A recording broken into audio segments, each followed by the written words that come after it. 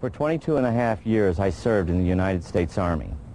During my tenure, I was on many occasions asked to serve as the official, unofficial UFO consultant dealing with UFO matters in the areas of my assignment.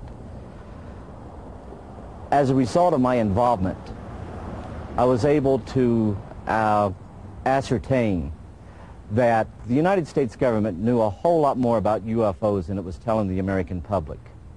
That there was an intelligence involved. They were apparently interplanetary. Some very likely were interstellar. They even concluded that some of them could be intergalactic. When I retired in 1976, many of our military people knew at that point that we were not simply dealing with visitations from people from other planets or star systems.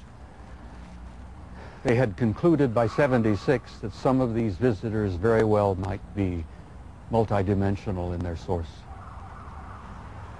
The evidence that we had collected and the evidence that they had repeatedly demonstrated to us, and that's no accident. It became very clear after a time that there was a program or a process of some kind underway, that they had demonstrated over and over and over again that they apparently were able to manipulate matter and time.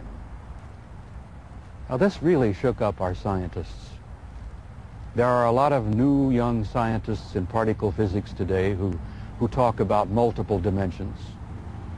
There's a brilliant young professor in New York by the name of Michio Kaku who has written a brilliant book called Hyperspace, where they talk about 10 separate dimensions. I'm not enough of a physicist to try to explain to you what a dimension is, but the idea that there could be intelligences from somewhere else, from other dimensions coming and going into our reality. It's been quite a shakeup in traditional science. I guess I speak out openly and bluntly about this because I feel so strongly about it. I violate my security oath every time I speak about it. I do it intentionally and I do it on purpose because I feel so strongly that the American people not only have a right to know the truth, but they have a need to know the truth. The truth, Don, apparently is simply this, that we're not alone, we've never been alone. We are apparently part of an infinite universe filled with intelligent life. I find that exciting. It doesn't frighten me. The SHAPE study concluded in '64 that if they, whoever they were malevolent or hostile, that they could have taken this planet and cleaned it up and eliminated us, turned us into dog food or whatever, a long, long time ago. That the historical evidence indicates that they've been with us a long time, and I've concluded that we had what I like to call an intimate interrelationship with at least one of those groups, the group that looks exactly like we do. And that point is I don't like the word alien.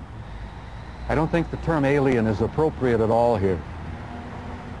I like to refer to them as family. We're related to them. I think they had a hand in our being here.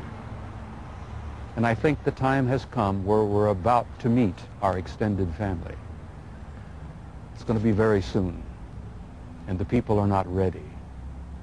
And one of the reasons I do speak out so bluntly and so openly is if in some small way I can help people get prepared for this. Because I believe that this reality, once we have accepted it and understood it and gone beyond the fear, will bring about an expansion of consciousness in the human race that will truly help us and prepare us to go out there and take our rightful place in that infinite community of life